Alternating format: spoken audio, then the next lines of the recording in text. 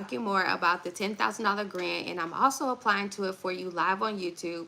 And also, I want to talk about some recent current events as well with the whole CFPB shutdown, what that means for us as consumers, and why we should not take on loans. So come on in this live stream. I promise I won't take up much of your time. I'm just going to get straight into it. So, I'm so blessed to have you here. And if you are joining me live, don't be afraid. Say hello. I would love it when we are interactive here on live. And if you are watching this live stream afterwards, I want to thank you so much for tapping on to this live stream, because that means this is something that you're interested in. So, in the most recent events, as of today, the CFPB, which is an acronym for the Consumer Financial Protection Bureau, the Consumer Financial Protection Bureau is currently shut down. That means about 1,300 to 1,700 positions are, like, at this moment, those folks don't have a job, right? Um, the Consumer Financial Protection Bureau, what they do is they help us as consumers. They protect us from any type of institutional fraud from these banks, any type of fraud or any type of scams from these other data collectors in the financial world. So that means, let me give you an example. I don't know if you guys remember this, but there was a time where Wells Fargo did like this really big housing fraud scheme um, in the early 2000s, right? And when that happened, the consumers that had these housing loans through Wells Fargo and Bank of America, they were affected. They did not get their money back. They didn't even get the interest that they put into it back. All of that money was poof gone, which definitely hurt, their pockets. Another example is, or what could possibly happen now that we don't have the CFPB protecting us as consumers, is, how sometimes you might see these little incremental fees on your bank statements, transactional fees that you just have no awareness of, but these fees come from the bank. Be prepared to see more of them now. Now, we had the CFPB that put into place that they cannot charge us these many fees whenever they get ready to, just because they want to try to, increase their books or whatever have you. So the only fees that they would allow is overdraft fees. And even us as consumers, we still feel like overdraft fees is just beyond the Call of Duty. Like, if I overdraft, but an extra $35, $45, $50 fee just because I overdrafted just for a little bit. You know what I mean? I mean, if I overdrafted for like over 30 days, then okay, yeah, you can give me a fee. But now that the CFPB, the Consumer Financial Protection Bureau, is no longer there to protect us as consumers, these banks and institutions now have a full playground to be able to play with our money that we hold in these banks. Not only the money, but also the data. The data of our name, date of birth, address, social security, that they sell to third-party agencies like LexisNexis, SageStream, and all these other data collectors, which is very unsafe, which makes us very vulnerable to more hacks, more scams, and just a whole bunch of chaos in the financial world. Do not go for a loan right now, in this moment, after knowing that the Consumer Financial Protection Bureau that protects you and me, that protects our money,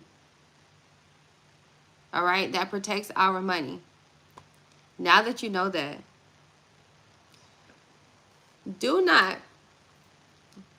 please do not continue to depend on getting a loan, line of credit, or a credit card to start a business.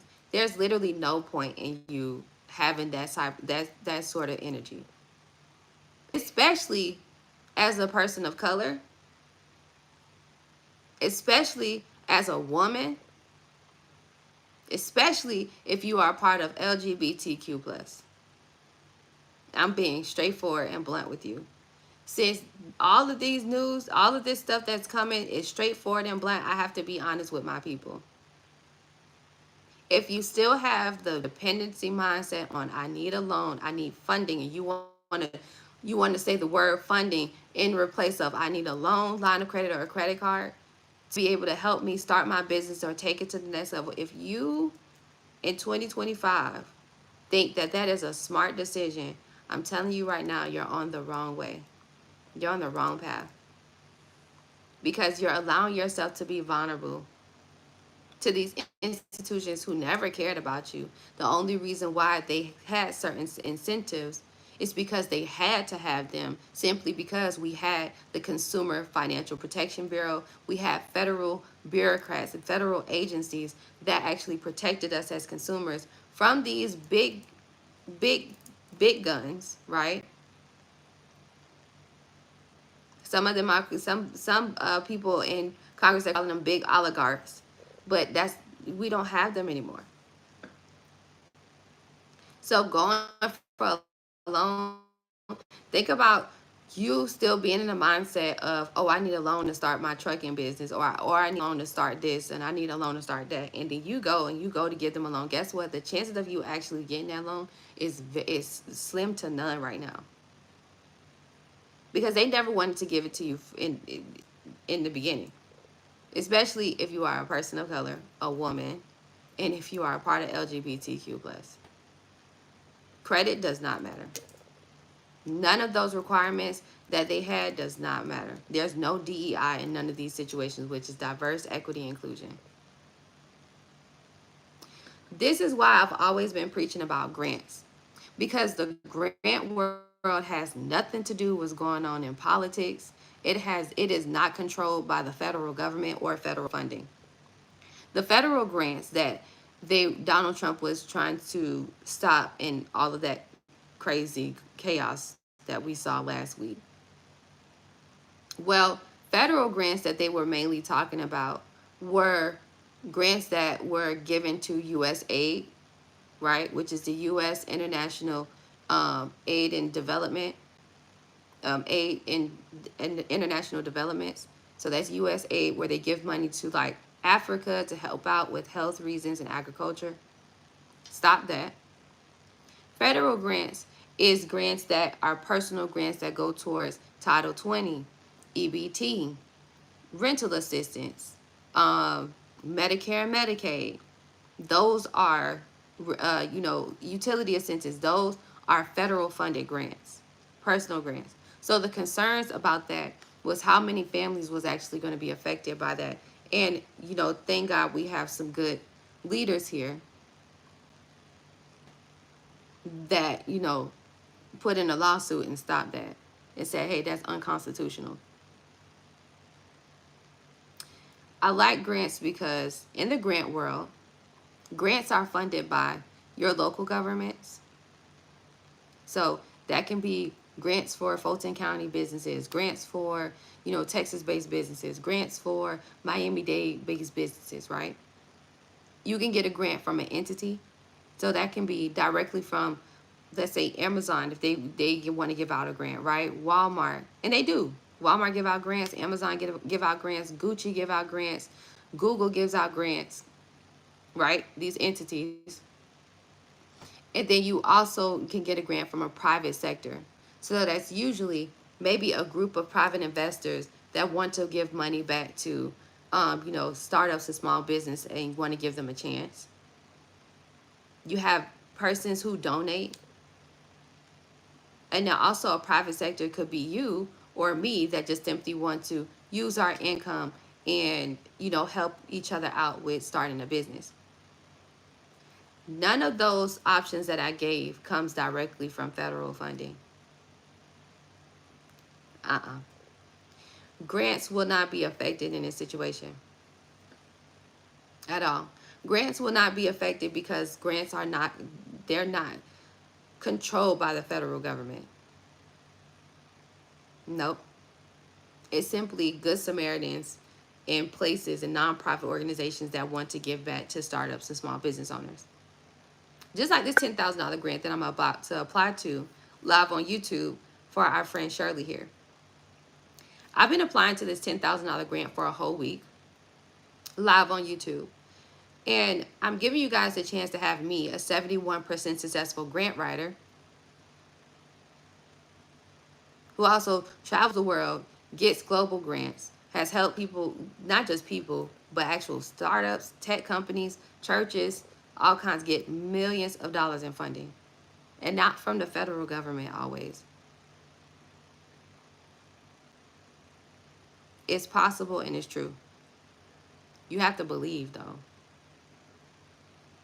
The key to getting these grants definitely starts with belief. What do you believe in? Because it shows on your application. Someone says, but grants is not easy to get, because you believe that. To you, it is not easy to get simply because it is a challenge for you to consistently apply. But a person who's trying to get a job right now, who has a cybersecurity, background, or who has a nursing background, or who has an actual federal, job background, getting a job is so hard. No opportunity on this earth is guaranteed. No opportunity on this earth. And if you have that victim mentality, or even if you, I'm not even going to call it that, so scratch that. You have to truly believe. If you believe that it's hard to get, then guess what? It's going to be hard to get. If you say, cool, I'm about to tell these people I'm going for it just for the network. Grants is not going to be your end all be all. Grants is not a dependency stream of income. Grants is not just because I said do not get a loan, right? Because I said do not get a loan, that don't mean you put all of your dependency into getting a grant. No, that's not smart. That simply means it's time for you to become a merit-based business. I've been preaching this. That means it's time for you to buckle up, focus and zone in on your actual service or product and how you will bring value, how you can bring a quality service or product out there, and just put it out there for people to pre-order or go ahead and purchase. It's simple. You got to give it a try. Some of y'all not putting God first, and that is also your problem too. Because how you think you're going to be able to move forward in your success without having God in it? Seek ye first the kingdom of God. That's in the Bible. You have a God-given gift. It's in your hands. It's the materials you might have that God bless you with that's in your house. Some of y'all want to start a food truck. You want to start your own restaurant. And you telling yourself, oh, I need a loan, I need a grant because I want to open up in this plaza. You don't even know if the neighborhood really like your food for real. You don't even know if you really could cook for real. You don't really have a culinary background. You just want to get into doing it. Where you can actually start small and start somewhere. And you could do like chicken and fries on Friday. Get some community support. Get donations from your actual community. And scale from there. The mindset has to change. The mindset has to change. That, oh, but woe is me. Oh, but I can't do it. Oh, but it's hard to get. Guess what? They got a place for you. It's called the Useless Class. Look it up. And it's a part of Project 2025. The useless class is going to be those class of people who do have that mindset of, woe is me. There's nothing I can possibly do. They have a place for you. And it's going to feel like a concentration camp. This is a part of that project. So this conversation tonight is very serious because I've been checking on the news like periodically throughout the day, and every time I get on YouTube, every minute of the hour, this new president that we have is signing new executive orders, do not care, and allowing a non-US citizen to control our data. The most expensive currency right now in the US and even in the world is our data, because our data connects to who we are and where we are and what we do and how we do it.